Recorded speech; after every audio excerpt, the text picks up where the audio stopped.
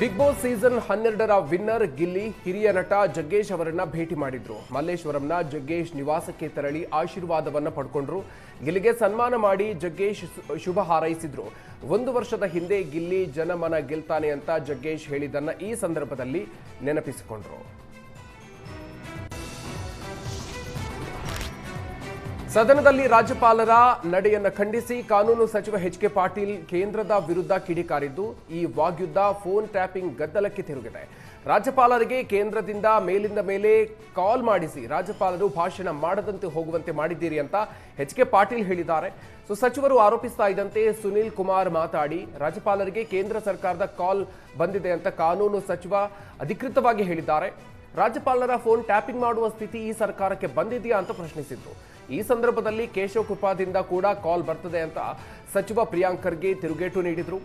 ಖರ್ಗೆ ಮಾತಿಗೆ ಸುನೀಲ್ ಕುಮಾರ್ ತಿರುಗೇಟನ್ನು ಕೊಟ್ಟಿದ್ದು, ಕೇಶವ್ ಕೃಪಾದಿಂದಲೇ ಗವರ್ನರ್ಗೆ ಫೋನ್ ಬರುತ್ತೆ ಅಂತ ಹೇಳ್ತೀರಲ್ಲ, ಹಾಗಿದ್ರೆ ಫೋನ್ ಬರೋದು ಸರ್ಕಾರಕ್ಕೆ ಹೇಗೆ ಗೊತ್ತಾಗತ್ತೆ ಅಂತ ಪ್ರಶ್ನಿಸಿದ್ರು. ಜವಾಬ್ದಾರಿಯುತ ಸ್ಥಾನದಲ್ಲಿರುವ ಎಚ್.ಕೆ. ಪಾಟೀಲ್ ಮನಸ್ಸಿಗೆ ಬಂದಂತೆ ಹೇಗೆ ಮಾತಾಡ್ತೀರಿ ಅಂತ ಶಾಸಕ ಅಶ್ವಥ್ ನಾರಾಯಣ್ ಆಕ್ರೋಶವನ್ನ ಹೊರಹಾಕಿದ್ರು. ಎಚ್.ಕೆ. ಪಾಟೀಲ್ ಮಾತು ವಾಪಸ್ ಪಡೆಯುವಂತೆ ಆಗ್ರಹಿಸಿದ್ರು. ಸದನದಲ್ಲಿ ಗದ್ದಲ ಕೋಲಾಹಲಕ್ಕೆ ಇದು ಕಾರಣ ಆಯಿತು.